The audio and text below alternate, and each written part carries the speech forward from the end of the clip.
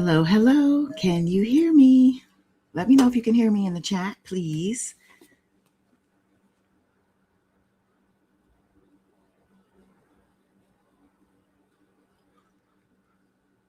All I need is a 1 or a 2. Let me know if you can hear me. All right, well, Wayne. Peace, world peace. Welcome or welcome back to Goddess Dawn Speaks, aka the $1 trillion Goddess Baby. We made it to the end of the book. Yeah, we celebrating today. Faith's last chapter, Keeping the Faith, chapter 25, Life After Death. Getting into it. You know what I'm saying? Just out here living the dream, baby. Hope everybody's having an amazing Sunday. Here, taking my deep breaths and just sitting here in gratitude, you know. Appreciate you as well, especially you in the chat, my warriors here in this warrior reading room. Wow, Wayne, as always, appreciate you. Faye Crossling, what's up, Faye? Happy Sunday. And Mother's Day, I believe you said it is in the UK. So all the mothers in the UK, happy Mother's Day. All the mothers in general, happy Mother's Day. If you're in the replay, you can skip ahead, child, because I'm doing my roll call. What's going on? Thank you for the sound check. Hey, Shamina, Alicia, good to see y'all. Hello, hello. Yeah, check out my community wall, my shorts, okay? If you ain't seen the dancing goddess. But yeah, I appreciate the support. Yeah. And let's get into today's reading. So excited that we're done. I mean, you know, I'm excited. I'm excited to get into this. Here we go. Chapter 25, Life After Death. Okay, now, of course, we know the last chapter was dealing with, you know, Faith grappling with the fact that Big is gone and Puff pulling on her to get back to business, get back to work, because he wanted to, you know, make sure that his single, Every Breath You Take, had every moving part. Okay, so she did what she had to do for him, but sounded like that was probably the last time they may have. Well, I don't know. You know, we'll see. Let's continue. She said time flew by during her first few years in the music industry, from meeting Big to getting married, having CJ, and then losing Big. It all seemed to happen in the blink of an eye. But the next phase of her life, filled with even more life lessons, spun out even faster. On a cool November afternoon, she was out in Los Angeles with Todd for the weekend. They practically lived together when he was on the East Coast, and they were pretty much a team in every way. She come out to Los Angeles with him to meet with some songwriters and producers, and she was thinking of working with for her second album. Todd had become her rock. She depended on him quite a bit, especially with all the craziness that was going on in the music industry.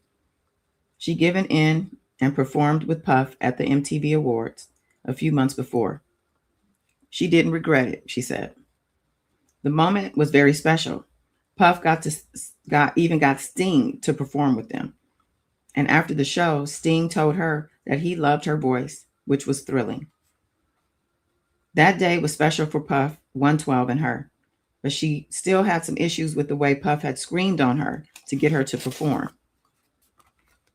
She was determined to stop allowing him, or anyone else for that matter, to push her buttons. She was angry at Puff for a lot of reasons. Around this time, he began working with Lil' Kim and the rest of Junior Mafia. Now, Puff can work with whoever he wants. Well, she's saying now Puff can work with whoever he wants.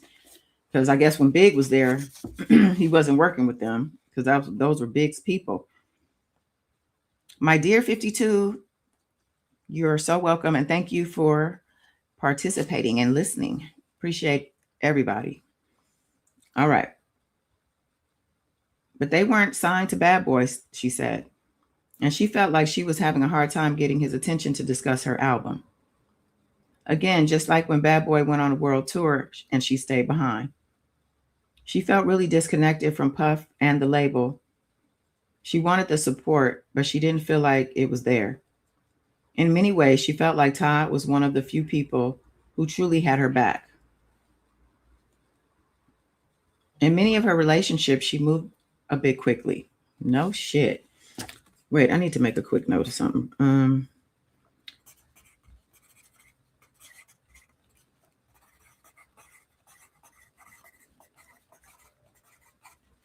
Okay. And her relationship with Todd was no different. In early November, after they'd been dating for several months, she found out she was pregnant. Her first thought was to terminate the pregnancy. It was just too much. She had China and CJ, who was barely 1 year old. She knew the next time she had a child that that man would have to be her husband. And he would have to be ready to be a father figure to all of her children. Although she cared deeply for Todd, she wasn't sure if he was ready for that responsibility. Todd and her had a long heart-to-heart about their options, and they decided not to only keep the baby, but to get married as well. She was starting a whole new life, including a new family. And although it was happening very quickly, it felt right. She and Todd went back to the East Coast and got to work on planning their futures. Todd's years of experience in the music industry made it feel natural for him to not just be her husband, but her manager as well. And they started working on the business aspects of that move. Okay.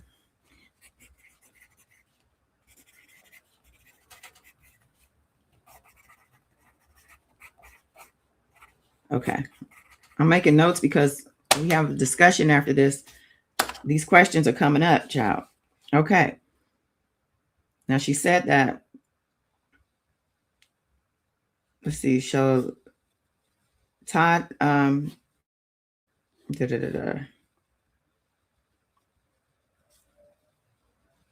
okay, so he's managing her and she started working on the business aspects of that move. Now, at the time, she was being co-managed by two incredible women, her girl Cheryl, who used to be her road manager, and Shirley Bell, an executive with Flavor Unit, who resigned and worked for her after she left the management company. But she would never escape that she was still Big's widow, and she needed to deal with that.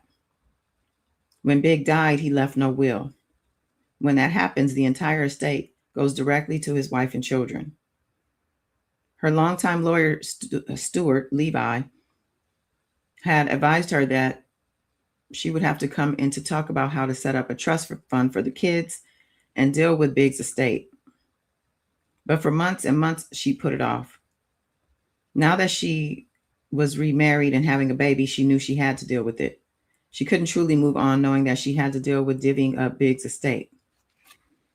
She was automatically awarded 50% of Big's estate as his wife. 25% automatically belonged to CJ and 25% to Tiana. But she needed to sit down with Stuart and figure out what other payments needed to be made.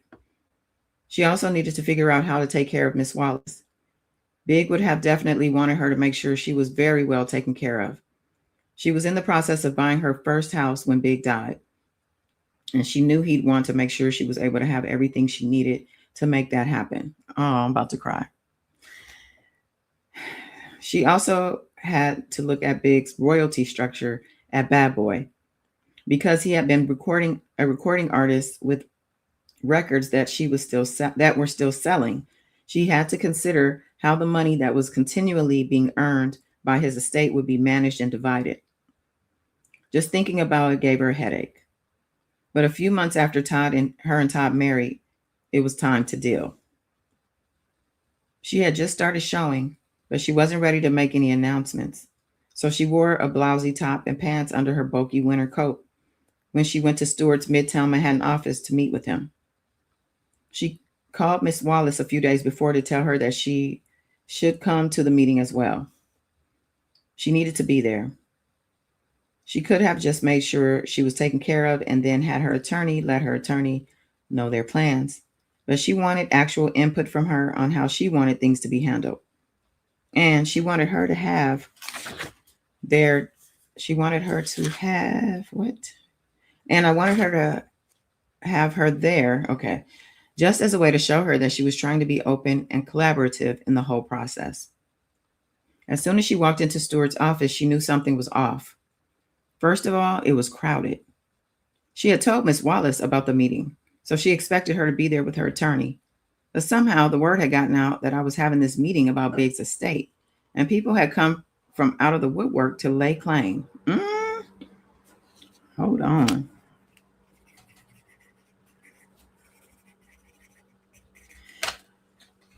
What's going on here? She asked Stewart. I don't know why these people are here. Did you tell them to come? I just told Miss Wallace to come. I thought we were just going to sign papers to establish his estate. The room filled quickly, and there was a very tense vibe. Damien, Big's longtime friend, was there.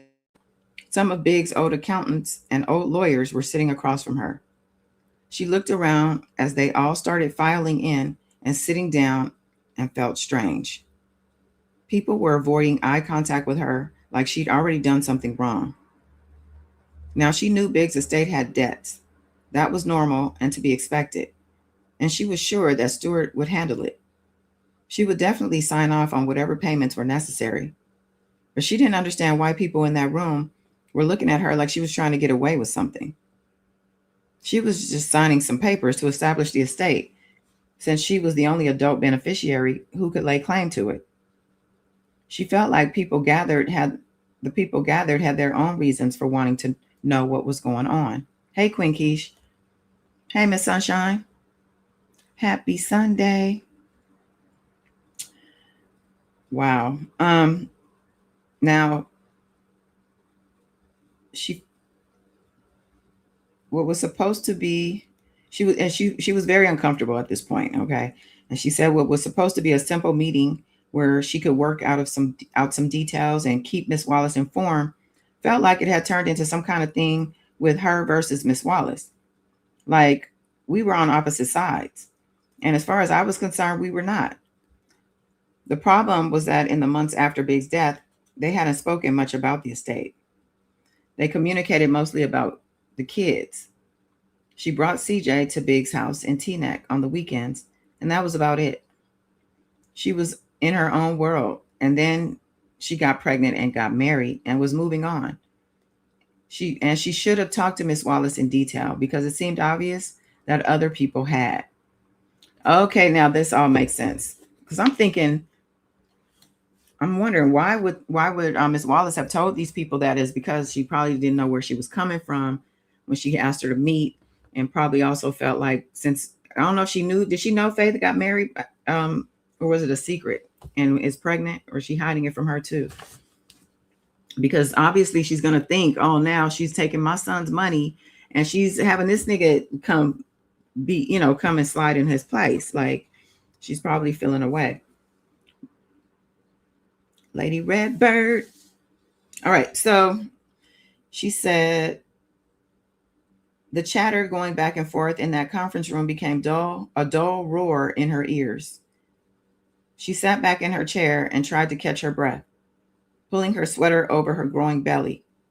All the voices started to meld together in her head, and she felt her breath beginning to come sharply. She thought she was doing the right thing by meeting with the lawyers and making sure Miss Wallace was involved. But as she looked around the room, she got more and more upset. She could understand if all these people wanted to come here with Miss Wallace to support her, but ultimately none of them needed to be in there. She invited Miss Wallace so that she know they were in this together, but she didn't have to answer to anyone else. Excuse me, please, she said, standing up. She barely made it out of the room before she burst into tears. Damien quickly got up from the table and followed her out. He led her to a small lounge area. Faith, take a deep breath, said Damien. D-Rock, I don't need this. She tried to stop crying, but couldn't. She's just trying to do the right thing. D-Rock. Damien touched her arm and looked into her eyes. You are doing the right thing. You don't have to answer to anyone. Why are all these people here? I just asked Miss Wallace to come so she would know I want to include her. And all these people are here like they need to be informed, and they don't. Yeah, you just got to do what you got to do. Don't even sweat them. I'm out of here, she said. Wait, D-Rock said, reaching out to her. Don't just walk away. Tell them how you feel. I'm not telling them shit. I'm done. I'll meet with my lawyer on my own time. And with that, she walked out of his office and out of that building. Slowly but surely, she was determined to shed the negativity from her life. She was not trying to allow caustic people and situations to poison her world. She had a child on the way, a husband, and 2 children who needed to be cared for. She had no time for any of the bullshit. It turned out that Big's estate was an absolute mess. With all those attorneys and accountants sitting in on that meeting, she couldn't understand how his paperwork could have been so shoddy. Big had several business ventures that he should have brought substantial profits. But most of those arrangements turned out to be little more than handshake deals with nothing formal outlined. It was obvious that Big had paid a little attention to his money and how it was spent or invested. Too bad Miss Wallace couldn't have got involved earlier on with his business, you know. After a few weeks after that meeting, she spoke to her attorney and told him she wanted to share the administration of the estate with Miss Wallace. Even though she tried to not let the business stuff get to her, it still did. She was sure even that she wasn't even sure if she was handling it all properly. A prime example of this was when she decided it was time for her to move on to a new attorney. And it was a trip. I was just thinking how Stuart had been there with her from the beginning and how it was cool. She still had a relationship, you know, that they still were working together. But now she's talking about she wanted to replace him. Okay. Stuart Levi, to this day, she didn't feel like she handled it in the right way. Stuart Levi had been there for her since she sang background vocals as a teenager in high school. But making tough decisions took certain skill that didn't come naturally to her back then. All this affected her when she went into the studio to record her second album. After Big's death, her relationship with Bad Boy really suffered. At the time that he died, she had already felt like she was on her own. Afterward, she really felt isolated. She was having a hard time connecting with Puff, literally and figuratively. He was producing tracks for Lil' Kim's album, and she saw that he was hanging out quite a bit with the members of Junior Mafia. This was totally fine, but she was actually signed to his label, and she felt like her project should take precedence. She'd always been an artist who benefits from being nurtured, like the relationship Clive Davis had been known to have with his artists. But Clive is not an artist. And as Puff moved closer and closer to performing outright, as opposed to doing a verse here and there, it became more difficult to get his attention. When they won a Grammy for I'll Be Missing You, she wasn't at the ceremony. She retreated more and more into a shell. As her belly continued to grow, she prepared for the birth of her child. She was in and out of the studio recording at that time. And she had to admit, she didn't choose the songs as carefully as she wanted to. She just felt like being herself. She just felt like herself being pulled in so many directions. She was being pulled, I guess. It was nothing like the making of her first album. Big had been talking to her, taking her through a lot back then, and that emotion came out in the music. But it was nothing like this. It wasn't just a wayward husband now. It was like the whole world was out to get her.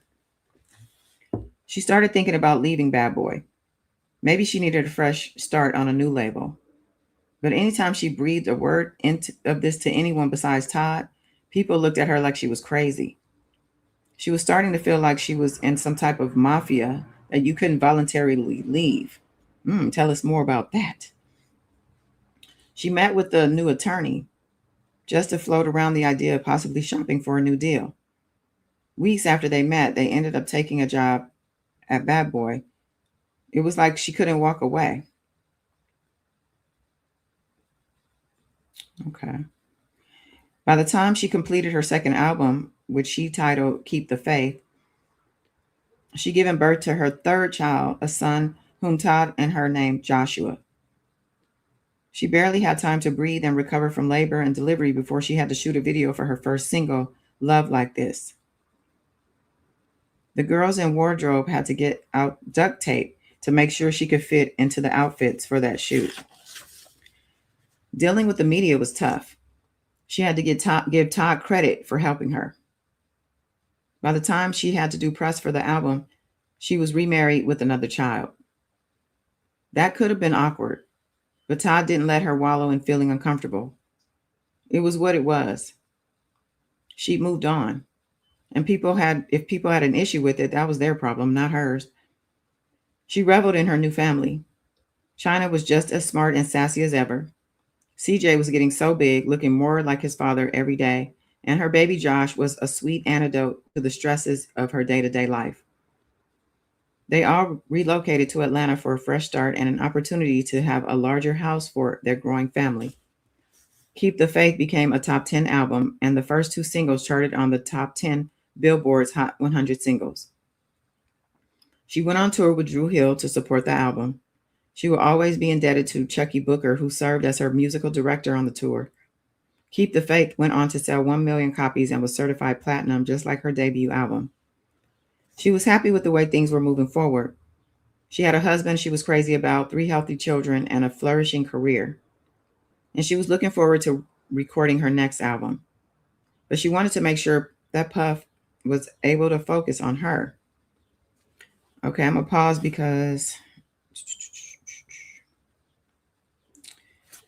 Okay, so what year was this? So he died in 97. I don't know when her second album came out. Second album. Success. Her marriage is happy. I'm just writing notes. And I'm just wondering what happened. Because there was some issues, more recently, right? Okay, so we'll get there. She and Todd decided that, after she released her album, Puff released his first solo record, No Way Out. And she was worried that he would get farther and farther away from actually taking care of his artists on a day-to-day basis. She and Todd decided she would start recording on her own without waiting for Puff to set up her official recording budget and put her in the studio. They flew back and forth from Atlanta to Los Angeles and met with several producers. It cost them quite a bit of money, but they knew if they wanted to get Puff's attention, they'd have to take some risks of their own and not just wait for him to take notice. When she had 6 or 7 songs recorded, she called Puff and met with him at a hotel in Manhattan. We've been working, Todd told Puff. She's ready. And I've been working on my look too, he said. She had gained a lot of weight when she got pregnant with Joshua, and it had been really tough getting it off. She knew how Puff was about having the look right. And it's not just him, it's the entire music industry.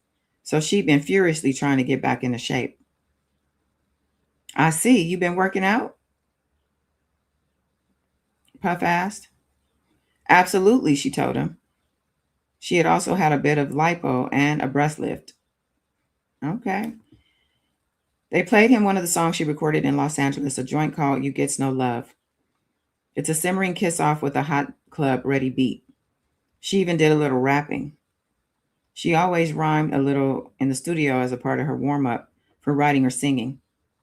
But this was the first time she actually rapped with the intention of having it on the song. And it turned out hot. She knew without a doubt that Puff was going to love it.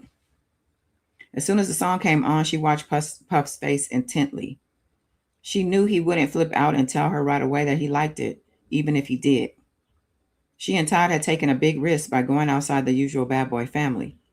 If he didn't like it, he would be quick to tell her so. And if he did, he still wouldn't really go out of his way to show it. But she knew Puff very well, and as he sat there quietly and listened to the record, she knew he was feeling it. He didn't smile, he didn't say a word. No head nodding, no toe tapping, just listening quietly like he was a college student in a lecture hall. The song ended, and he finally looked at her. "It's hot," he said. "I like it." She knew this meant that Puff was actually in love with the song. That's just his way. That's just his way. He's not going to go all crazy over something. But the next day, he asked her to send him a copy of the song. Of the song. She knew they had him hooked. Uh-oh. Puff asked her to go down to Miami to start working on the record. He was in the middle of several different projects, but now she was his priority. Give me 1 second, y'all, so I can sip this tea. How to keep my throat hydrated, you know. Faye, poor Miss Wallace, I don't have kids, so you can't even begin to imagine what that must have felt like. Yeah. Don't ever want to imagine it either. Well, Wayne, Keep the Faith, 1988 second album. 88 or 98, Wayne? Okay.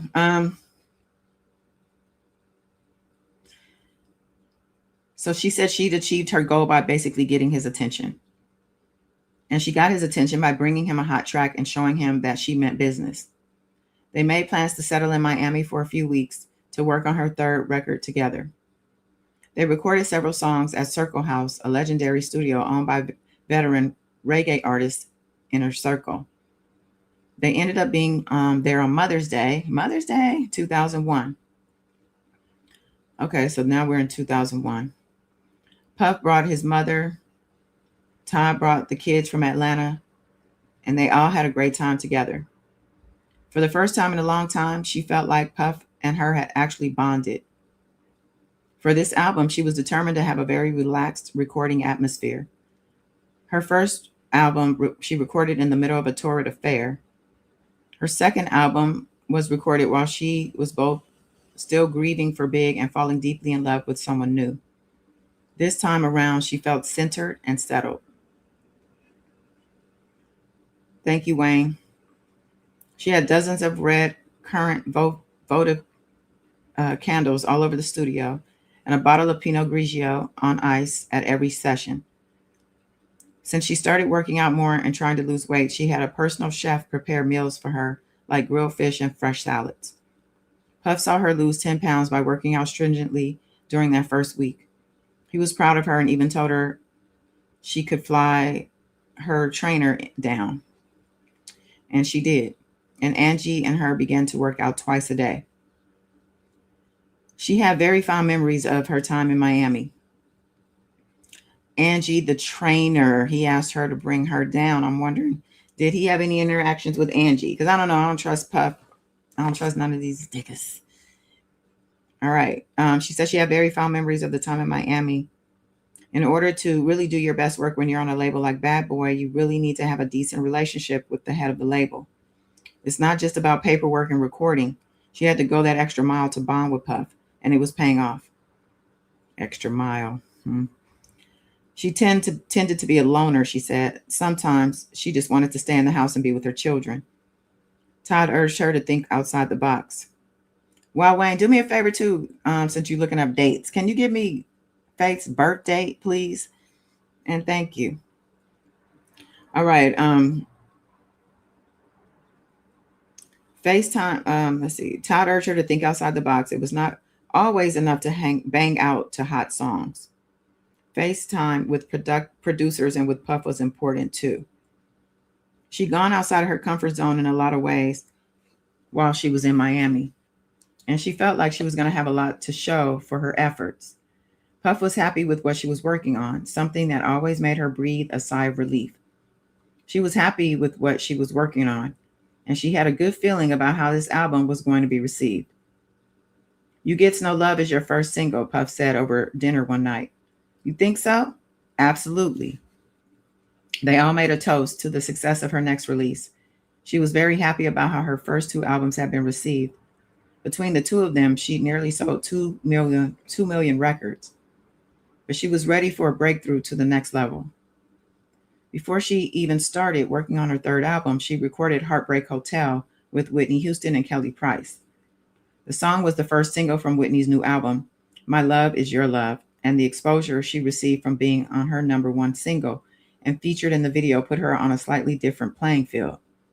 She was exposed to a pop audience as well as always loyal R&B singers, and she was poised to introduce herself to a whole new legion of fans. But even as they all hung out in Miami together, there were things going on back in New York that she was not privy to, things that would have a huge impact on her future at Bad Boy. And here we go. Things she wasn't privy to. Again, she wasn't privy to things.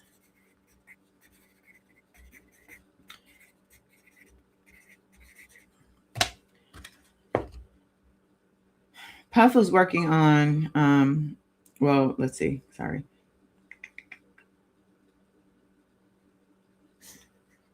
A record label is like a giant machine with thousands of gear shifts needed to get it moving. When a new record was released, it takes dozens of people working on the same exact page to make things come together. The publicity department had to make sure that the artist is featured in the media at the right time. The promotions department had to make sure that the right single is playing at the right stations as often as possible. The marketing department has to ensure that any way the artist can be exposed to the record buying public is happening on a grand scale. If there's any glitch in the matrix, the entire setup of an album can falter, and it is almost impossible to get back on course once that happens. As she was traveling to support the album, she got some distressing news. Almost as soon as my first single, You Get No Love, was released, she was hearing through the grapevine that Puff was moving Bad Boy from Arista to Universal Records. She had just released a brand new album, and she was very fearful that all of her hard work in Miami was going to go down the drain. If Bad Boy was moving, what did that mean for her? Sometimes in these situations, the parent label can keep certain artists. For example, when Clive Davis left Arista to start J Records, Whitney Houston had to stay at Arista. So she wasn't sure if Puff was taking her with him or if she was staying at Arista. She and Todd met with L.A. Reid, but she left that meeting still confused about her status. As she continued to promote her album, she became more and more discouraged. There didn't seem to be any incentive for people to really push her project. She was caught in the shuffle of Puff's move from one label to another. She knew that Puff had to make his own business decisions and things couldn't be timed to benefit her. But all she could think about was everything she'd done to show him that she was serious about taking her career to the next level. She worked out, ate right, worked with new producers, stretched her voice in new ways, ventured out more, and became more accessible. She worked really hard to strengthen her relationship with Puff. And now she didn't even know if she was still under his wing. All of that hard work in Miami, she complained to Todd. And for what? Todd shook his head. Look, you did your job. You delivered a great album. But that wasn't enough, she said. I feel like it never is. When she sang for Puffy at that studio back in 1994, she was barely 21 years old. And she knew next to nothing about the music business and how she would fit in. All she really knew is she wanted to sing. Everything else she had learned had been a baptism by fire. Working with someone like Puff is like being in a marriage. And sometimes when you realize the love is not just what it used to be, it may be hard for you to let go and move on, even if you know it's the right thing to do. As she toured the country to promote her third album, she realized it would be her last as an artist on Bad Boy. She had very little support due to Bad Boy's transition, and she took it as a sign. It was time for her to transition as well. This would mean asking Puff for a release from the label. Confronting Puff had never been easy for her. Her throat was tight with fear the first time she ever sang for him. She could barely look at him in the eye when she asked for a writer's fee once he had her working for his artist in the studio. She folded and agreed to perform with him after he cursed her about not wanting to do the MTV Awards. How in the hell was she going to tell him she didn't want to be on the label anymore? Todd and her had meetings with the heads of just about every black music division of every major record label. Thank you, Y Wayne. She played them the music she was working on in her home studio, and the response was positive. But there seemed to be a sense of wariness, and she didn't hear back from anyone. And this, and think, she thought these executives were worried because they still had to work with Puff. And why would they be worried, Faith? She never gave us an indication in the book about why people would be worried about working with him, I don't think, aside from the fact that he screams at people. But here I don't know. Okay. They might want him to do a remix or have one of his producers working with their artists. He was a very powerful man at this point, and she thought that scared some people off. Okay, so his power is what was scaring people. She knew it was time to have a heart to heart with Puff about her future with the label. She already had a trip to New York planned because she was auditioning for the role of Mimi in the Broadway show Rent. While she was in New York, she was going to talk to Puff and tell him about her concerns. She never had an easy time talking to him face to face about business, but that was going to have to change. She sat on the plane and thought back to her 8 years in the business. She had always had a hard time speaking up for herself. Like many artists, she loved learning about music and creating music. As she added more and more equipment to her home studio in Atlanta, she loved tinkering and making new songs. She didn't necessarily like dealing with the business side. She never had. For example, after she moved to Atlanta, a friend of Todd's told them about an up-and-coming rapper who was garnering a lot of buzz in Los Angeles. She was asked to contribute to his debut album, and she did, for a much lower price than she would normally charge.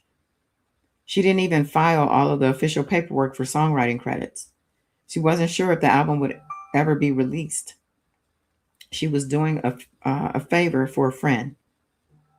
The album ended up selling 10 million copies worldwide.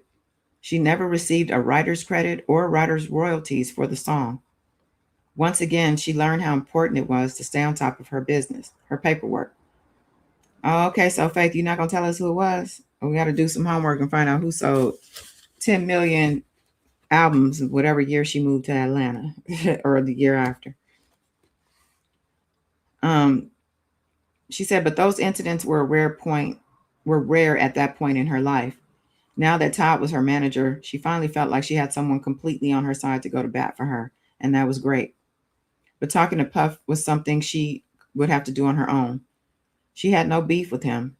She just needed to let him know where she stood, and he needed to hear it directly from her. She auditioned for Rent the day after she got into New York. She knew she had the songs down perfectly, but the role of Mimi was going to have way more dancing, up and down poles, no less, than she was going to be able to handle. So she left that audition knowing she wasn't going to work. It wasn't going to work for her, and took a cab to Puffy's four-story brownstone on Park Avenue in Manhattan. Living the dream. Once one of his assistants walked her up several staircases. Each floor they passed seemed to have a different theme. They got to one floor that was decorated wall to wall, top to bottom in white. From there, they went up one more flight where there were several offices. Assistants were opening boxes of clothing from his new line, Sean John. There was a quiet hum throughout the well-appointed house. Numerous aides and employees were hard at work, comparing notes, taking calls on cell phones, sending faxes, and whispering orders at each other. And y'all, all I could think about is these are witnesses to crimes. That's all I could think about. Sorry. Puff had come a long way from having the entire operation working out of his mother's house in Scarsdale. She thought about when he used to walk her down to the West Village for her weekly tanning session, and then wait for her until she was done so they could walk back to the office together. She couldn't imagine he ever had the time to dote on his artist that way anymore. Finally, they went up another level to a large but cozy kitchen. Puff was sitting at a round kitchen table as his chef stood at the island in the center of the kitchen, preparing his breakfast. What up, babe? Puff said, standing up from the table and leaning over to give her a hug and a brief kiss on the cheek. You want some breakfast? She shook her head and told him she had eaten earlier. Puff poured himself a glass of orange juice from a heavy glass carafe and looked at her. So what's going on? She felt like she was in limbo. I feel like I'm in limbo right now, she said, and I feel like you've got a lot going on right now. Puff brought his juice to his lips, took a very small sip, and put his glass back down. He looked at her and waited for her to continue speaking. I feel like I've gotten lost in the shuffle. Puffy nodded. And I feel like I don't have your support. I've been working very hard. I got in the gym. I've been working on the image, staying in the studio. This last album, I really felt like I did everything you asked of me. And I just don't feel like I got the support back from you that I needed. Puffy's chef brought him a plate with eggs, turkey, bacon, and toast. And I'm wondering who the chef is too, by the way. Puff leaned in and inspected the meal, then picked up his fork and began to eat. You sure you don't want anything? He asked. She shook her head. Puff took a long moment to chew and swallow and bite a bite of his food. I understand what you're saying, he said. I think you just need to be patient and work out some of the... Just let me go, Puff. Puffy put his fork down. Excuse me? She sat straight up and looked him in the eye. Release me from my contract. Let's work out the money and figure out how to make this work. It's time for me to move on. She could see that Puff was swirling this around in his mind. He didn't seem to like what she was saying, but for once she felt like she was doing a good job at making what she wanted clear. He wouldn't be able to deny it. I thought we was better than that. We are. So if you can't nurture me the way I need to be, it's best for you to just let me go. If that's what you want, it's cool. It's the right thing to do, she said. For all of us, I'm just ready to try something new. Puff chewed his food thoughtfully, and she continued to speak. I think we did a lot of amazing things together, but I'm ready to branch out. Puff finished his meal and sighed heavily. You have to do what you have to do, he finally said. They changed the subject and talked about old times, about Big and how the early days of Bad Boy. They talked about their children and how they would grow up and hear some crazy stories about their wild days. Oh, and boy, have they. And also the kids are included because her son CJ and Diddy's twin Christian are in a lawsuit. I believe they're in a lawsuit together. And if not, definitely CJ's in one. Oh, well, they're in them separately, if not together. Okay. So after about an hour, she said it was time for her to go. Puff walked her downstairs. You know that we're bonded for life, don't you? Puff asked as she stood by the door. She thought about how nervous she was the day she sang for him, how he encouraged her to work the camera at the video shoot for one more chance. She thought his shocked face when she and Big told them they were married. This was the man who pulled her off Kim when she finally got her hands on her in the studio that day. She remembered how he came over to see CJ and marveled over how much he looked like Big. She thought about Big's funeral and how she had never seen him so broken and distraught. They performed together countless times. Their children were close in age. There was no doubt that this man was family. We're definitely bonded, she said, for life. No matter what happens, I always got love for you. She smiled and gave him a hug. And yeah, she was very quiet during the trial and stuff. She never said anything, huh? Mm-hmm. She smiled and gave him a hug. And if you ever need anything, Puff said, don't hesitate. She left Puff's house and got into a taxi cab for the ride back to her hotel. As the car sped up Park Avenue, she felt a heavy weight had been lifted from her shoulders. In the years since Puff had put her on, she'd learned so many valuable lessons. She finally figured out how to toughen up and fight for herself when necessary. She'd been talked about like a dog without ever even trying to defend herself. She was She only remained committed to truth no matter what others tried to say.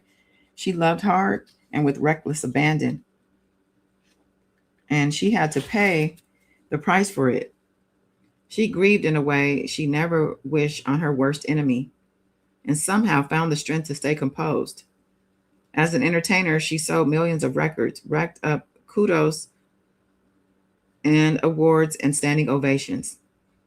And the crazy part, she was just getting started. Puff was right. She would always be a part of Bad Boy. She was the first lady there. She met her husband there. She lost her husband there. A chapter of her life that was rich with happiness and pain was closing. She wasn't just leaving Bad Boy, she was starting a whole new journey. The idea of being on her own, no longer in Big Shadow, was no longer in Puff Shadow, was both thrilling and frightening. She closed her eyes, clasped her hands together, and prayed for the strength to make it to the next step, wherever that would take her. And that ends the final chapter of the book, y'all. We did it. Yeah, we did that. I am going to read the epilogue. Let's see how long the epilogue is long. Oh, no, it's not that long. There's acknowledgement. Okay, so let's read the epilogue. Let's get into it. Let me pull up the picture. I have the picture up here somewhere. Here we go. Y'all hanging in there? I'll come back to the comments after I'm done. But yeah, throw your questions in there if you have questions about anything that we've read in her book, or if you just your thoughts. Go ahead and start loading them so we can, get this discussion going. And if you don't want to do that, that's cool too. All right, epilogue. Ma, look, there's Mary. Her daughter China, she and her daughter China were in the mall a few months ago when they spotted Mary J. Blige walking with her husband, Kendu Isaacs. She'd been just given birth to her fourth child, her son Ryder, and she was picking up a few things. Let's go say hello, she said to China. They walked past them and then turned around abruptly. Hello there, she said, and made her voice really high-pitched and energetic, just the way she used to 10 years ago, back when her and Mary were running the streets of Manhattan. Oh my goodness, Faith, Mary said. They both embraced and shared a warm hug. Then Mary did a double take when she saw China standing next to her. She put her hand to her mouth in surprise. This is not China. It can't be. Yep, that's China, she said. Can you believe she's 14? Mary just kept shaking her head back and forth. I remember when she was just a little baby. Time goes by so fast, she said. Mary and her had caught each other's eyes for a brief but meaningful moment. It does, Faith, she said. It really does. She hadn't seen Mary in years. After Big's funeral, they didn't cross paths until Puff threw a huge birthday bash for himself at Justin's. She was walking into the restaurant with Todd and Cheryl when she heard someone call her name. She turned around to see Mary smiling. They greeted each other and hugged. Even though she felt like she'd snubbed her at Big's funeral, she still had love for Mary. She wasn't sure if she had a problem with her. And if she did, she didn't know why. But she always treated people based on how they felt about her.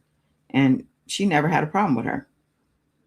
Yo, Faith, you know I love you, right? She asked, holding my arms. You're dope. Thanks, Mary. I appreciate that, she said. I'm sorry. I just want you to know that. She wasn't exactly sure what prompted Mary's emotional exchange, but she appreciated it.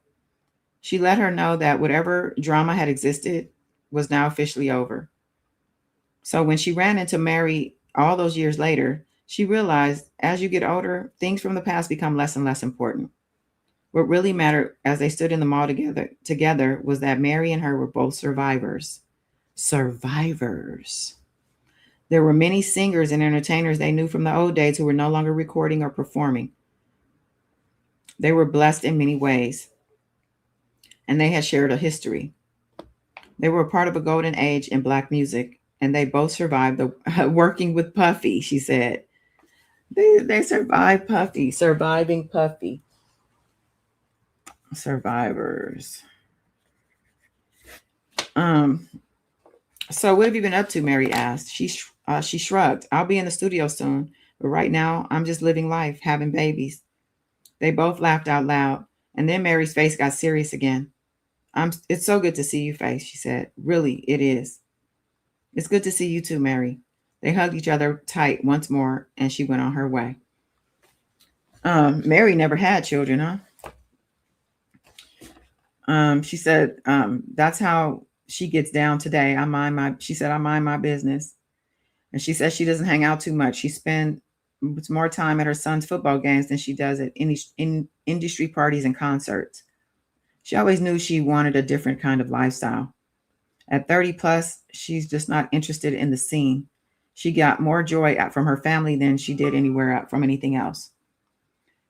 And she didn't have any beef or grudges with anyone. Whatever tiny stuff Mary and her went through is so far in the past today, it barely mattered. And even though her friendship with Missy didn't continue to grow, she never had held a grudge against her either. She's still very proud of what she accomplished in this business.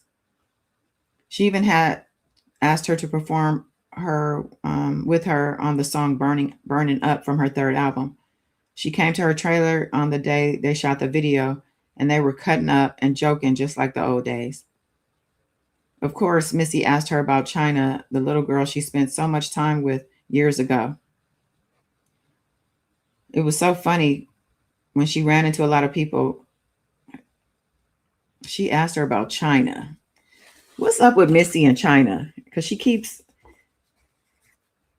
I'm making a note, child. Okay.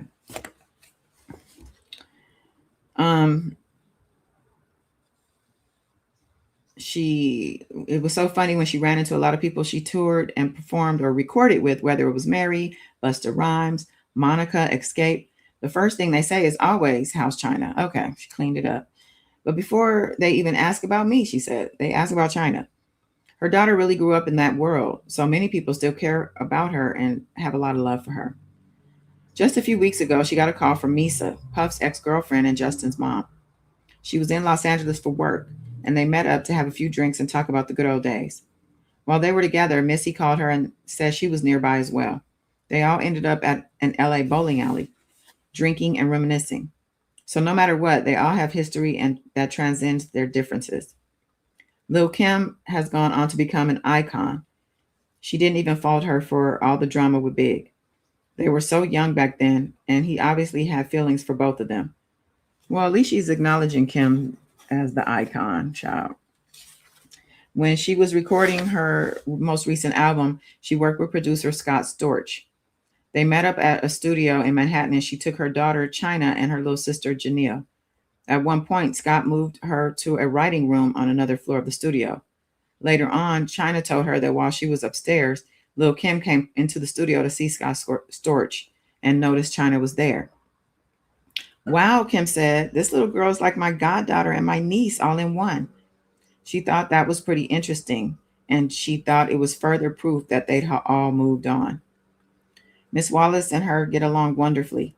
She loved seeing her grandson, and she was happy that in a lot of ways she was able to see past a lot of the crap from the people who were trying to get in her ear when they were dealing with Big's estate. They were now a team when it came to maintaining Big's legacy. She knew Big would appreciate that. Jan and her made sure that all the kids got together, especially during the holidays. She was blessed that she'd always been cool and laid back. Jan had never been about the drama, and the kids have a wonderful relationship because of that. So when she ran into Mary all those years later, she realized so when she ran into Mary all those years later, she realized as for Puff, she liked him even more today than she did when he was her boss. Really. Sip of water, y'all.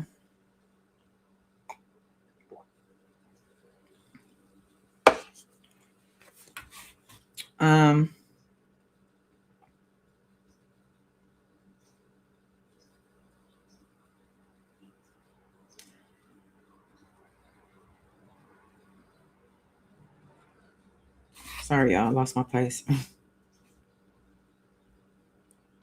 She called Puffy recently and told him she needed Bad Boy to sponsor her son's uniforms and he did it with no questions asked.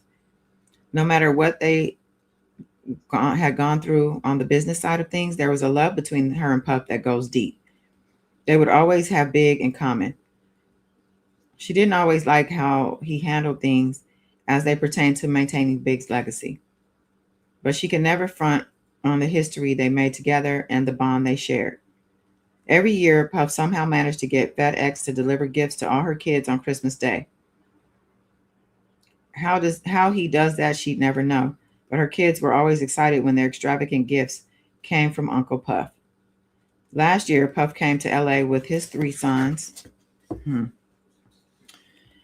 and took all the kids to Michael Jackson's Neverland Ranch for the day. Oh, God. I hope that as time goes on, CJ would always be, she hoped, CJ would always have a relationship with the man who was such a large part of his father's life. And this was confusing. Somebody did a video about this specifically. I was down a rabbit hole the other day and asked why she would let CJ get so close to Diddy, knowing the things that he was doing behind the scenes. And even though she's not mentioning none of that in this book, there is no way, after we know, I'm sorry, I believe a lot of the stories and lawsuits that have come out about Diddy. We know the industry was already exposed previously by other artists and things that have gone on. Me Too movement, all the things, but time's up too. But to know a lot of the things that had gone on and none of that, and for her to keep saying how close she still is on a personal level and all these things, and how she distanced herself from him during both Tupac and Big's death, actually, that she act like she never talked to him, or like she made it like there was no relationship. And actually, I did see a comment somewhere about how she downplayed their relationship in her book. And that's how, I think her book is just, her way of telling her story for her kids. So when they grow up, they can say, okay, well, this is what my mom said happened. But I don't believe some of these things. She was very transparent on a lot of things. We give her credit for that, which may be why people might believe everything she says in this book, but not your girl. So she says she settled down quite a bit. But my life, she said, is not all roses. Life never is. A perfect example is what happened to her and Todd a few years ago. She said they loaned their truck to some friends who were shooting a video, and then they drove back home to the outskirts of Atlanta, where they were still living at the time. They got pulled over in Hapeville, Georgia. The officer said our temporary plates were improperly displayed, and then decided he needed to search the car as well. They explained that they hadn't had the car for the entire day. At any rate, after the search, they were both arrested for drug possession. The officer said that he found a minimal amount of marijuana and cocaine residue in the car. Her first instinct was to fight all the charges, no matter how much time and money it took. She felt like they were being targeted for being Black and driving a luxury vehicle, and that their car had been improperly searched. Just because she didn't have her license plate properly affixed doesn't give cause to have her vehicle searched. But she let it go. She's no innocent. She'd been very open in this book, she said, about her occasional use of marijuana. Like most people, she experimented here and there with a lot of things. And although the picture of her painted in the media after her arrest was that of a drug addict, nothing could be farther from the truth. The minor setback did not stop her one bit. She continued to work on the music. She was recording in her home studio shortly after the drama went down. She signed to Capitol Records and released her fourth studio album, The First Lady. This album debuted at number 2 on the Billboard charts, the highest first-week appearance of her entire career. The album was very well received. It made her feel good to know that after over a decade in this business, she still loved and appreciated it. I don't remember any song or anything from that album, or that she had an album, but I'm not her. I mean, I don't know. She said she's still hard at work trying to bring those who are responsible for Big's death to justice. Her memory is just as strong in her heart and mind as it was the day Roz let her out of that hospital. And she owed it to him and her son to never give up, making sure that whoever was responsible was held accountable no matter what. She still had a lot of growing up to do. God is not through with her yet, she said. She had more books to write, Yeah, we need another book. We need a follow-up and more music to make. She had 4 children to raise, and she'd have to take care of her.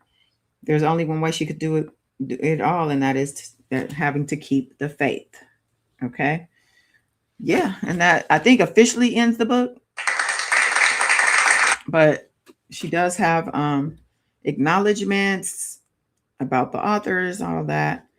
Who is she thanking? She's thanking God, okay, keeping her through the ups and downs, forgiving her for the most for her beautiful children that she could ever ask for. To her husband, Todd, I love you. Thank you for your support and love. You always told me that the world needs to hear my story.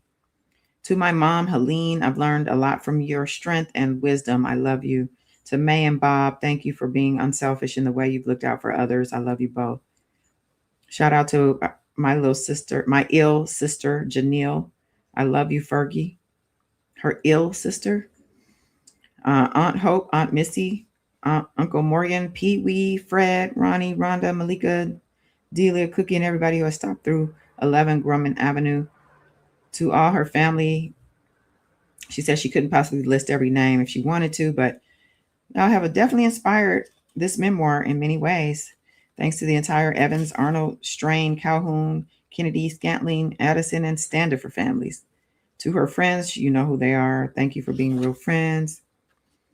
Oh, there's too much of this. There's too much. If y'all want to read her acknowledgments, they're probably online somewhere because she got everybody named mama in here. There's 4 pages of this. And we don't know these people. So, but yeah, I'm sure they found their names. Let's see what she thanks Sean Combs. Let's see the people we do know. Let's see. She thanked her, says, thanks to my mom, Cheryl Briggs, Alex Clark, Stephanie Williams, Rufus Moore, Nino Brown. Okay, no.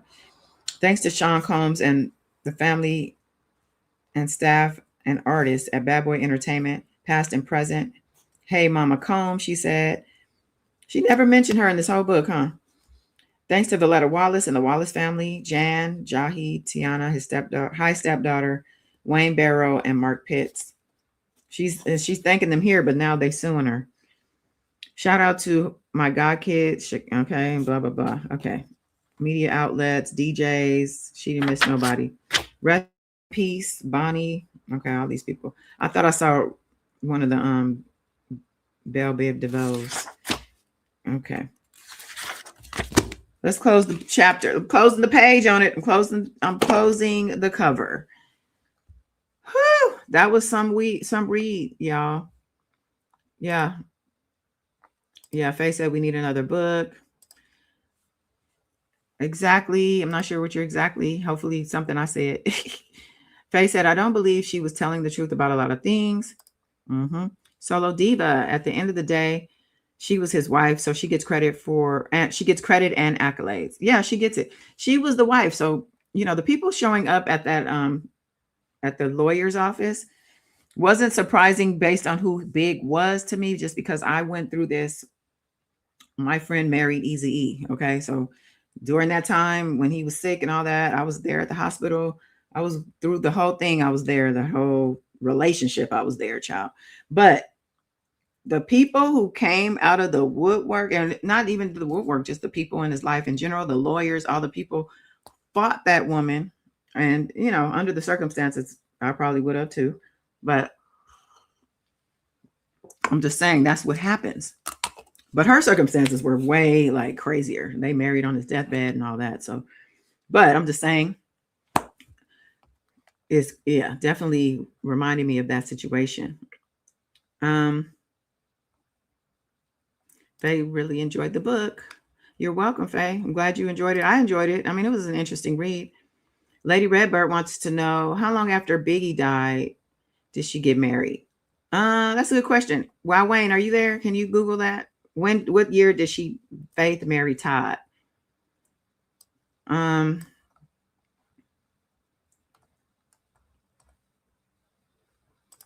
Faith, I would love to have heard more about Faith and Puff's relationship. Yeah, she didn't go deep at all with that, but she gave us some clues. Yeah, if you just came in, please like the video. Miss Sunshine, Puff is a rotten person. Oh, you agree? Yeah, actually, I agree. And I was asking for Faye's birthday because I'm going to look up her birth chart too and do separately. I need to look up her birth chart. But she's a Gemini. That explains some things. And she also might have some Cancer energy in her with going into her shell all the time. I saw a lot of, I was thinking she might be a Cancer, but so her birthday is June 10th, 6/10/73. I wonder what time she was born. I wonder, can I ask her? What time was you born, girl? I can still get it though. She's 53. Okay. All right. Yeah, when did she marry CBJ is a question. I think they married in like 2018. I was just looking at something about that. But let me pull up a couple of clips I wanted to get into before we let me pull up it on my phone because I can't risk them copywriting. I can do the audio on my phone, and it's some work, child. Just give me a second. Let's see. Watch later.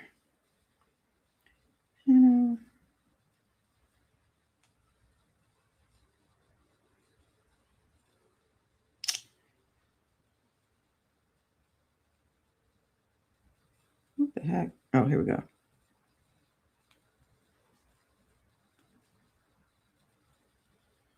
Why is the watch later? It doesn't show up on the phone. Just the history. Okay. Let's see. What video will I start with here? So, of course, I ended up going down like a rabbit hole of interviews and things. And thanks to Trav, shout out to Trav for sending me some links. I wanted to see what was going on. Now, one of the questions I had was, what happened between, why was Mary treating her like that? This is really not in any particular order. But, oh, I see. My laptop has a different history than my phone. Hold on, y'all. It's all good.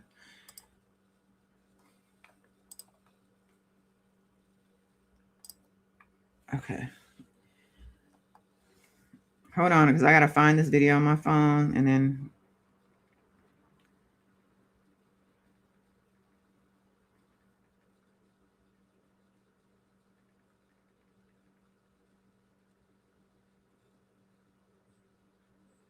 Okay. Here I am, Puff. Okay. Okay. Thank you for your patience, y'all. Yes, us Cancer women will go in our heart show for a minute. Yes, we will. Shout out to the Cancers. Okay, let me share the screen.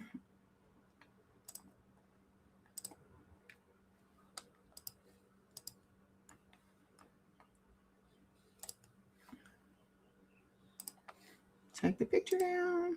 Where's my assistant? Look at that look on Mary's face, child.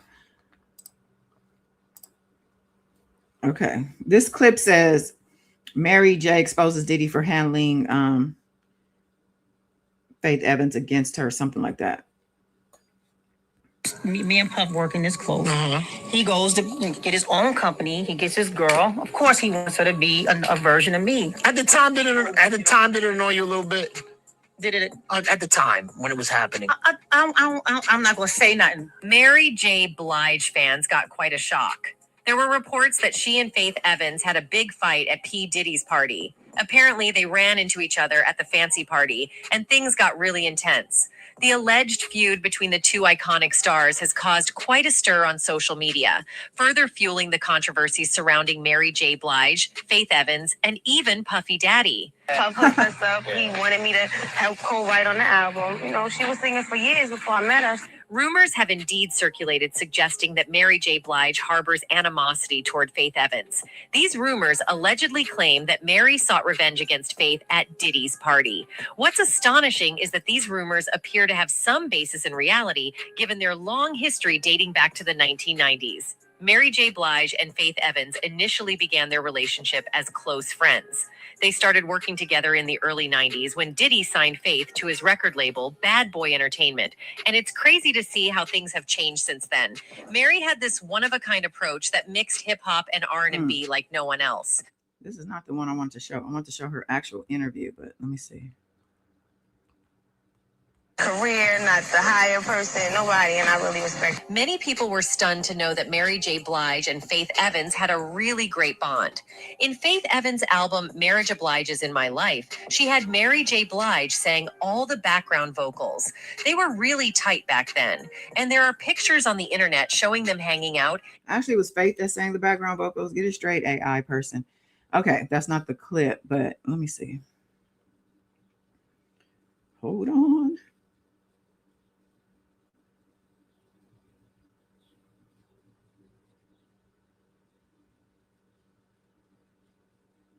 Having a good time.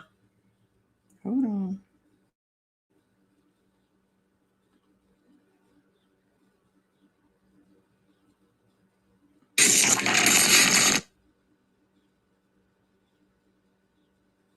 This is her interview with Funk Flex.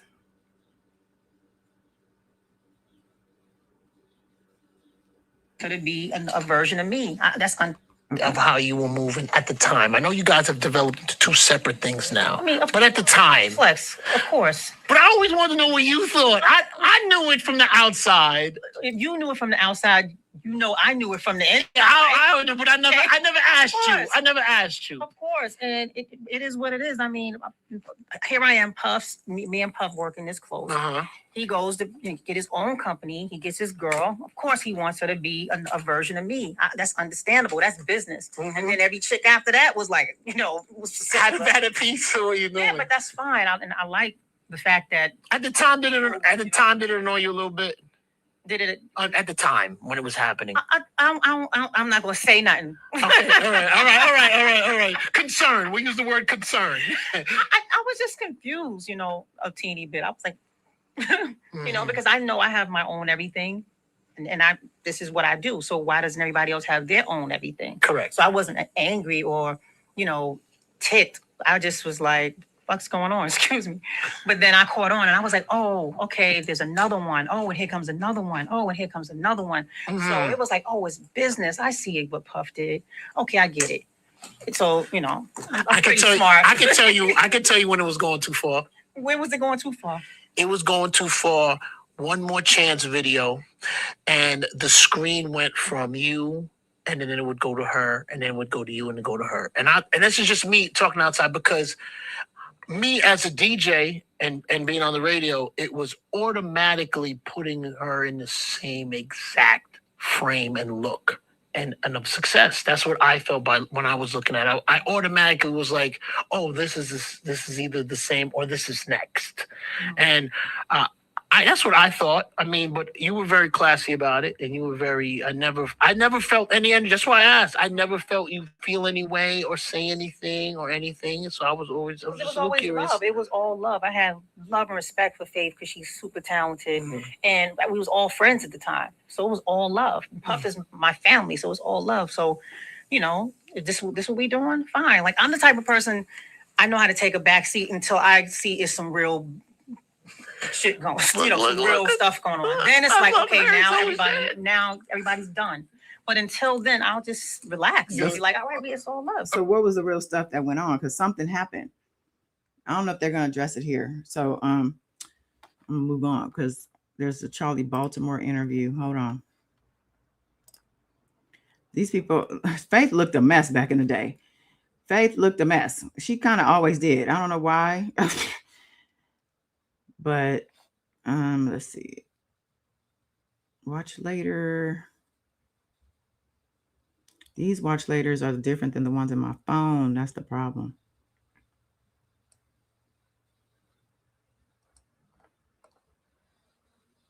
Here we go. Let's see.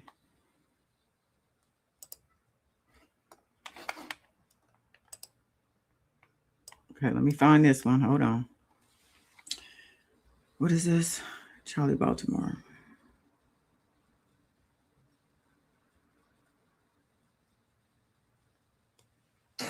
Big and Faith were separated when we met. And, this is what, he was telling me. So as far as I knew, they weren't together at all in any sense.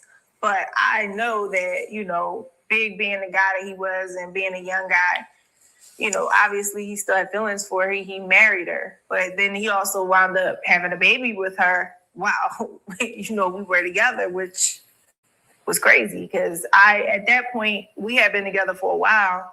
And, you know, I didn't know he was going back and forth. Obviously, he had to tell me, sit me down and tell me, you know, listen, Faith is pregnant. So, you know, how did that go when he told you that? That did not go well. That did not go well with me at all. He was just like, I'm going to take care of my responsibility and, you know, take care of my baby. So this is the older, more mature her speaking on the matter. And you remember Faith told us that she called her on the phone about it. And she didn't appreciate that very much because Big was doing what Big was doing, child. He was playing up everybody against, you know, he was just doing what he wanted to do, keeping other people in the dark about what was really going on. You know, same thing. A lot of these guys were doing that. I mean, not meaning in the business, messing around with, you know, these people knew each other. Okay, let's see. Here's Faith Evans talking about her relationship with Pac. Let me get a good visual here. This is on the Breakfast Club, it looks like. Then they never showed her face. Okay. Wow, Faith, my homegirl. So he never believed you when you told him you didn't sleep with Pac, I guess. That was around the time when I was in LA when they was on the Big Bad Boy tour, because that's why I was in LA. And you was at the studio when she came to the studio to see Tupac? You was there? Hell yeah, I was there when she came to Can-Am. We was all looking like, damn, Faith Evans back there with Pac. Pac got Faith Evans back there. I'm just looking at it like I'm out here trying to make money anyway, so why not? But I act like I needed a wire out of Studio B. You know, I go in, and the minute I walk in, to the left, is Pac and Faith sitting there. They all up on each other. Now, they on each other's lap, but they, you know, he all in her business. And she looked like she enjoying the business. Send a shout out to Faith. Hey, girl, Faith and Bad Boy Records. he seemed really cool at first. You know, he was very cool, but I didn't totally understand, you know, the bigger picture. Wow, Faith, my homegirl. So he knew. So the people at the studio, I mean, what was that? Corrupt and some other guy. Pac gave that wink. Hey, Faith. And he gave that wink.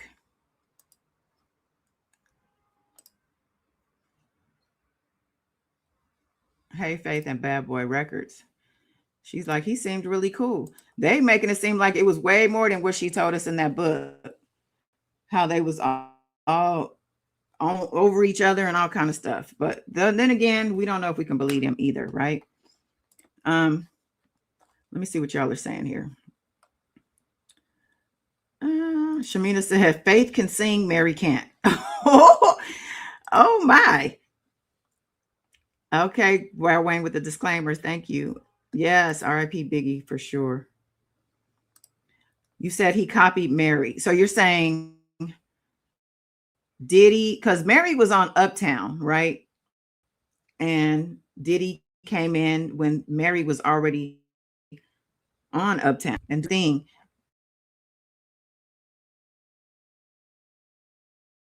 So you're saying he took Mary's style. That's what it sounds like. Okay. Yeah, I think so. Well, remember in the book, she was saying she felt that way too. She didn't want that of her, but that's the way things were being perceived.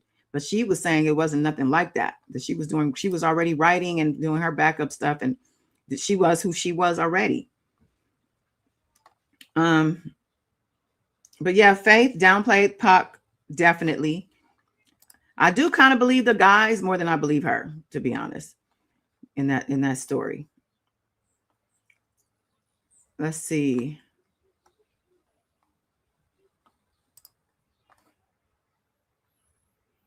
What is this?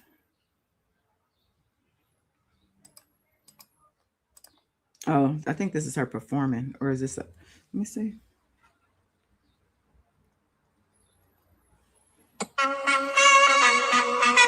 Okay, let me skip to the.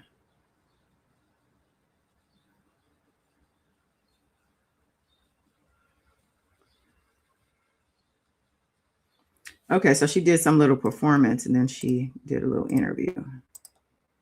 It's less than a minute. So let's see. Oh, 6 minutes. I'm not going to play the whole thing.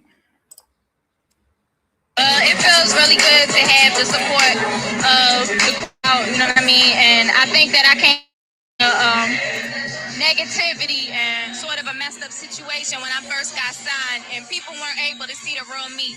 So I'm real appreciative and blessed to come into a situation like this where I get the love of the people, because that's where I'm from, you know what I'm saying? And that's where it all begins and it all starts. It starts with the people. So it's important to come out and support the people that support you. So I feel blessed to come out and have, especially the women, because when I first came out, I think that a lot of people mistook me for something that I wasn't even trying to represent. So I'm really representing for the girls and the single moms, because that's how I came up. And that's what's important to me as an artist, to make sure that girls know that no matter what the negative situation is, you can always overcome it and always rise above it. Image is a negative word to me, because when I first got signed, people just tried to portray me in this image that it just wasn't me. You know, I grew up poor. I had a baby when I was 15. You know what I'm saying? I'm not exactly like your Britney Spears, you know what I mean? But at the same time, in a way, that's a good thing, because it's a lot of women and a lot of girls out there that have been through the same thing I've been through.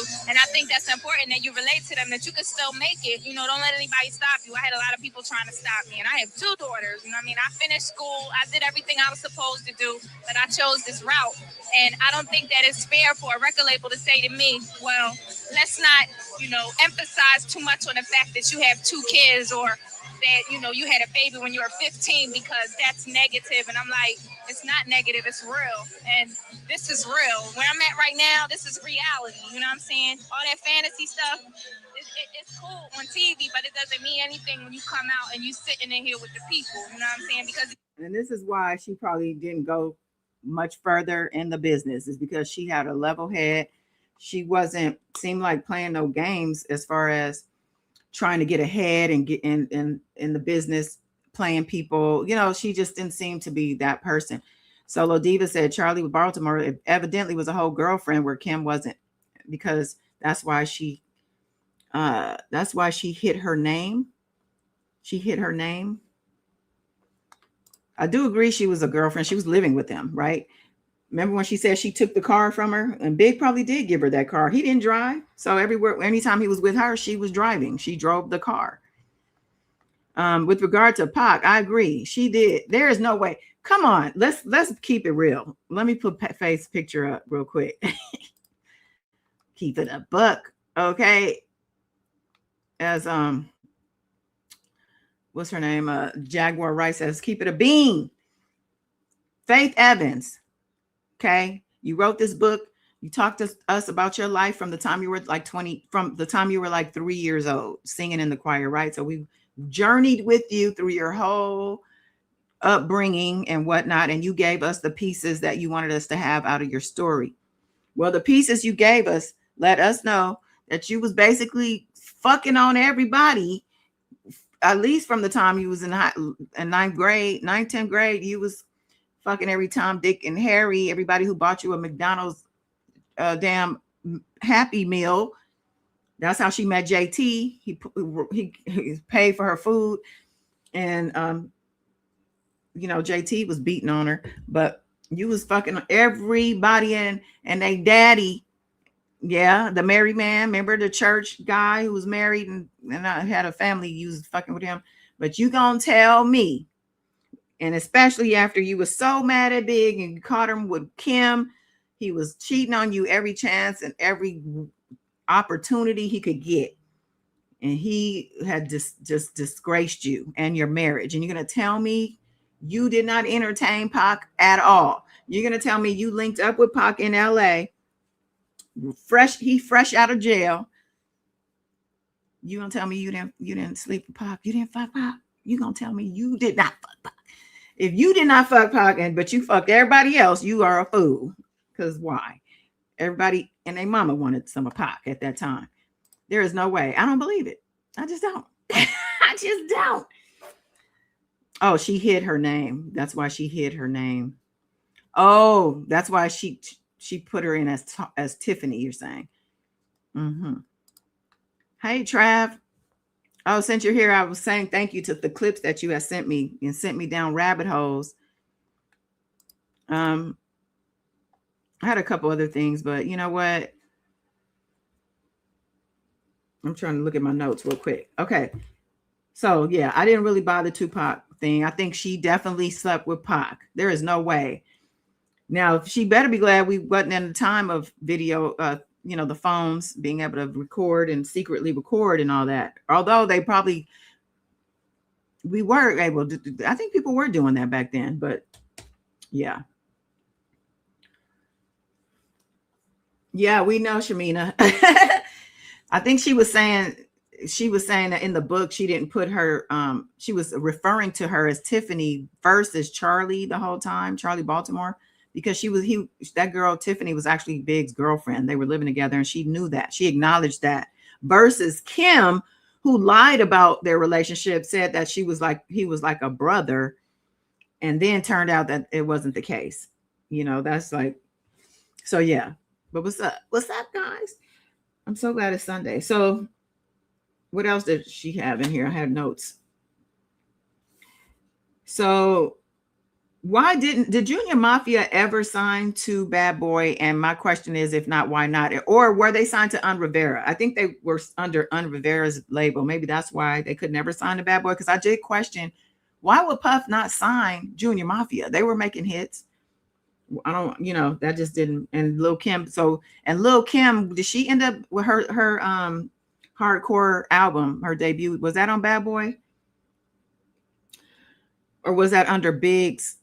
Because Big was still here when that came out, right? My timeline is all messed up. Okay. Now Todd being her manager, it reminded me of Mary and Kendu when he ended up managing her as well. And it's just interesting. She put in the epilogue them meeting up, and she was with Kendu at the time. But yeah, I saw that parallel of experience between the two of them when she mentioned how Todd was now managing her.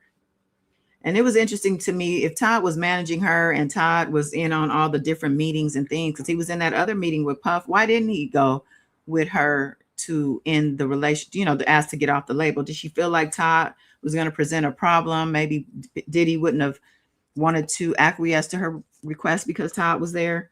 And maybe she didn't want Todd around Diddy for other reasons, because we know what Diddy was doing. And Todd being in the industry as long as he had been as well, what type of stuff is he privy to, or has he been involved in with regard to this type of thing, these behaviors? I'm just curious, because it seemed to me you had to do the things to get the things. Seemed to me you had to,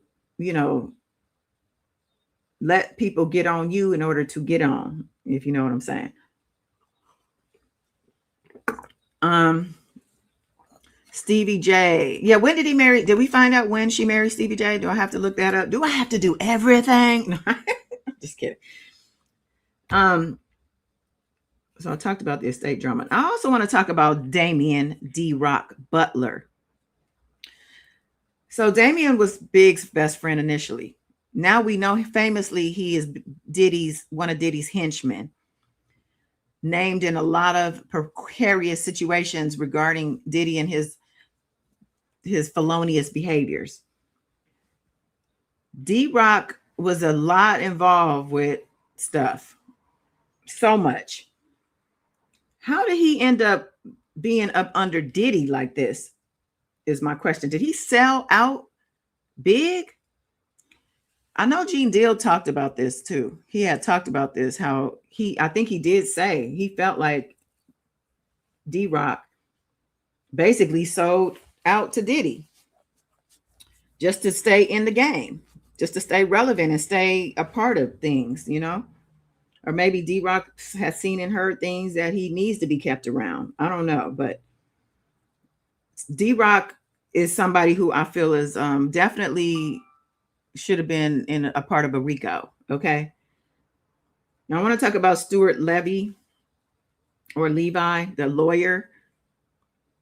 That man, you know, if anything, I think she should not. If she would have gotten another attorney, she should have gotten an additional attorney versus replacing him.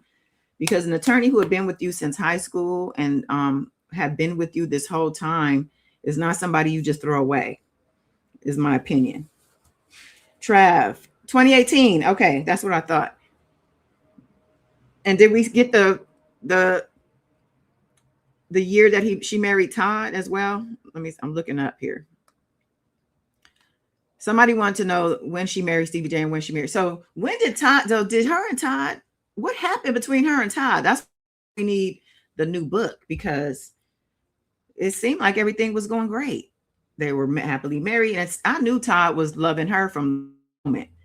Seemed to me Todd was ready to get married and have kids with her even when she was pregnant with CJ. Seemed to me Todd was in love with Faith from jump. Like, so to me, it's just interesting to see that they didn't make it, or I don't know, are they back together? But Stevie J somehow got in there. Matter of fact, where's the video? I have another video talking about her and Stevie J and what the speculation is about why she married Stevie J. Let me see if I can find that real quick.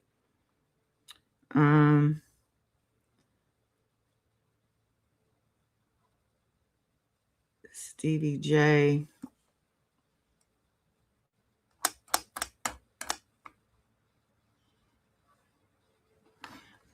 And I also emailed something to myself. Don't leave, y'all. 1 second. Okay.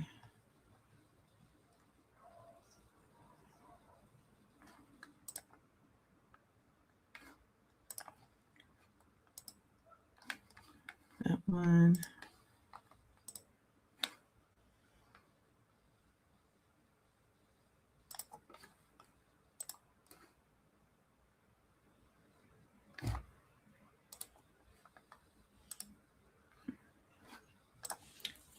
Okay.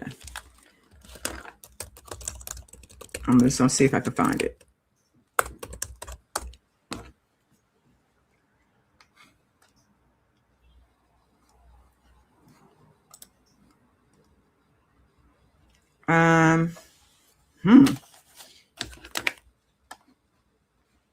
What is this? Okay, hold on.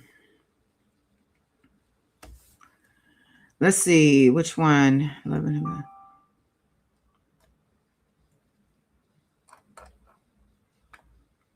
I know I can't do. Let me put this in my history. Okay, we can't play the music. Let's see. Husband and wife. That's why the news felt so sudden. Many people didn't understand how the friendship turned into love so quickly. I crushed on Faith the very first moment I met her, and it was like, oh, she married. But I always watched her from afar. Some even thought it was a strange match. Stevie J already had a past full of drama with women, like his ex-girlfriend, Joseline Hernandez. So fans wondered if this marriage would last or fall apart, just like Stevie's past relationships. I first met Stevie actually before he was even a part of the Hitmen. I think we just became really good friends early on. But I'll be hearing him talk about his baby mamas, and I'm like, child, you better call her, and you know. Faith had already gone through a lot in her life before marrying Stevie. She was once married to the famous rapper Biggie Smalls, who was murdered in 1997. Faith had lost her husband in a very tragic way. Since then, her love life had not been very stable. Marrying Stevie J brought back a lot of attention to her personal life. Some fans even asked if she was doing this as a way to get back at Biggie's old enemies, or if she truly loved Stevie. Whatever the reason, Faith said, "I do." And the two began their married life. But sadly, the problems didn't take long to start. Very little that Stevie does surprises me anymore. He's used to pulling stunts. After the wedding, things between Faith and Stevie J started to go downhill. Stevie's name tied to drama. People had seen his behavior on the reality show Love and Hip Hop. You guys living together? Yes, I'm in the house. Yes, I have been there.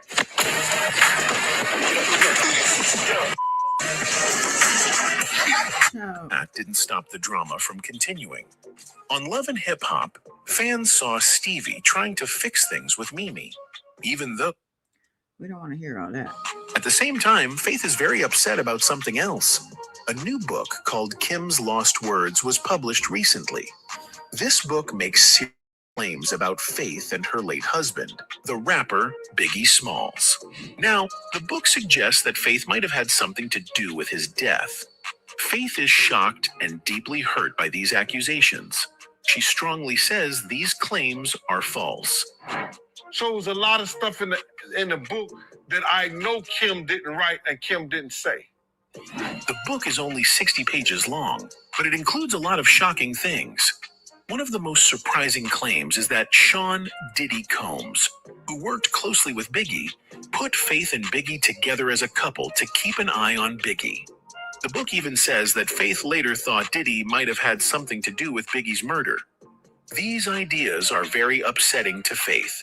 She lost her husband in a horrible way, and now she feels like people are trying to make her look guilty for something she did not do. Someone close to Faith spoke to the Daily Mail and said that Faith is mortified by what the book says. That means she is very embarrassed and hurt. It is painful for her to hear these things, especially because she lived through the terrible time when Biggie was killed. His murder was one of the saddest moments in her life. Now, she has to relive that pain because of who is now 27 years old. He was just a baby when his father died. Now he is hearing these terrible rumors, and he is confused and upset. Actually, he's also in lawsuits himself, the son. I didn't realize he was 27 years old.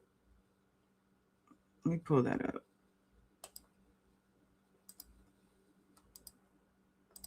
Yeah, CJ, he's in some hot water. So Kim's Lost Words, we read that here. If you guys didn't read that, that's that Kim Porter book. People, were saying that's not it. That's not her writing. It is her writing. I believe that stuff is true. I really do. If you read that, by the time after we read it, I think we found out that there was a character XXX or whatever who was supposed to be Snoop Dogg. We found that out later. But yeah, so I don't remember it saying that Faith, but yeah, definitely said Diddy had to do with the murder. Okay, let's see. Shamina, Charlie's real. Okay, we saw that one. Trav, Stevie J and Faith got married in 2018. Okay, saw that. D-Rock took a GUN charge for Biggie. Yes, he did. Right when he got his Bad Boy deal, right? I remember hearing that interview. Her and Todd got married in 98 to 2011. Oh, just to 2011? Oh. So they got married a year after Big died. Somebody asked how long after Big died. So she married Todd a year after, but she was pregnant. Right, she was pregnant. They got married when she found out she was pregnant, I believe. Shamina, I think Todd stayed her manager after they separated, so maybe they just grew apart. Okay, it does happen. Is she still married to Stevie? I don't think so. Yeah, Trav said they divorced. Dang, I didn't know they divorced. It seemed like a weird match. It definitely was weird. But there was another video, and they were basically saying Stevie J had some type of information on her from back when Pac and Biggie died, that her, and that was why she married him, to shut him up. That's what somebody said. The video was actually really factual. So I kind of was like, maybe they have something. I got to find that video. Lady Redbird. I did not know Kim wrote a book. That was Kim Porter, not Kim, not Little Kim. Kim Porter, Puffy's, his children's mom that passed away, that he unalived, allegedly.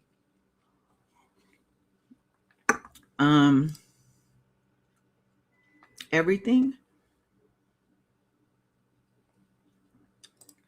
They separated in 2005, but divorced in 2011. Oh, wow. So they didn't stay married long at all. Interesting.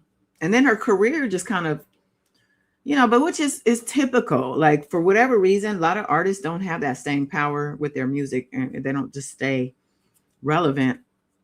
I mean, I would go see Faith. You know, Faith had something, a little lounge performance. I definitely go see her. I saw somebody post recently, whose catalog would you choose, Alicia Keys or Faith Evans, which I thought was an odd comparison, but I noticed a lot of the men love Faith. And I think it was just more so because of that era and because of the type of production that she had as well.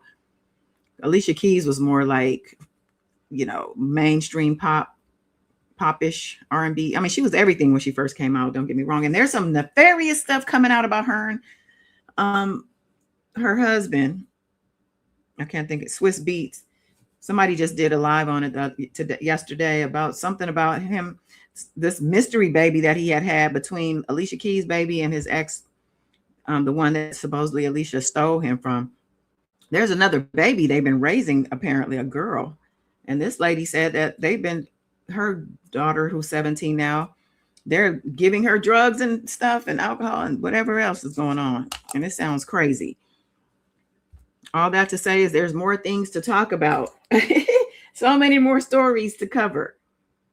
Yeah, so that was what I want to know. What happened with the marriage? If there was, you know, everything was going great. But yeah, things run its course. I mean, but yeah, I just thought it was funny how she's always like, you know, I didn't know that was going on. I didn't know it was that serious, or I didn't know none of that. You know, she just really kept that thread or that theme throughout the whole book. But again, I don't buy it. I do buy that she called her and Mary survivors. I think that went deeper than what she told us it was. I think it did. I don't know if y'all remember when Gene Deal said Mary told Mary, he was sitting with Mary J. Blige at a bar. I think she had performed, or I don't know what was going on, but they were sitting together talking. And he said something to her about her career, like giving her props or something. And she said, I had to suck a lot of dicks to get here, or something to that effect. Then he came back and apologized because people were pissed at him for saying that she said that. And she probably did say it. She probably did. That's probably why she didn't have children. She probably saw how horrible this industry is. It probably exposed her to a lot of things that she doesn't want to bring children into, you know. Missy and Faith's daughter, China. I made a note because that, to me, she kept emphasizing how China kept peeing on herself every time Missy, you know, it was just weird. She never did it around her, only when Missy was there. And then she emphasized how Missy asked about China when they hadn't seen each other in a long time. But then she kind of covered it up by saying everybody did. I don't know. Some right with that is some don't sit right. Some don't sit right. My opinion. All right. I think I'm going to end it here, child. Hour and 42 minutes is enough. But I appreciate you for coming through this book with me, and we got more to go. I guess that's what I'm going to start doing. I have Gloria Velez's book is queued up. I hope you guys will stick around for that one. I really don't know what to expect. All I know is she's married. She's Aaron Hall's baby mom from when she was a teenager, and that she was a video girl who had been around the world. Now, yeah, I mean, she had experienced a whole lot of stuff with Luke, Diddy, and all the different people. So it's an audio book. So we might go back to recap style like we did with Rashauna's book, but we're going to get through it. Appreciate you too, Faye, and everybody else here, whether you're here in the bushes, the replay, especially though if you're here in the chat, because, you know, y'all mean the world to me. Yeah, enjoy the rest of your Sunday, man. It's a beautiful day here in LA. I'm out here living the Cali dream. I'm going to go out and get some sun, go hang out with my dog, and see some people. So yeah, looking forward to it too, Faye. Thank you, Faye. At least I know you're going to be here. We done, Solo Diva. We did that. Yeah, we did it. We need to get our props for doing that, child. Yeah, we stuck to it. Lady Redbird, I'll be here with you when you start reading, and thank you for this. Thank you for this reason. It was very good. I was a member a long time ago with the R. Kelly mess. Oh, and now I'm back because I found it. I'm glad you found me. Yes. Yeah. They tried to get rid of me, but I'm still here. Not I need everything, Wild Wayne. Not on this. We'll do that on the next live, child. But listen, you guys have an amazing rest of your day, week. Hopefully you're back, for I do every Friday live. Okay. Every Friday I'm live. So try to come to that at least. But yeah, we'll talk soon. Love and peace and love. Till next time. Bye.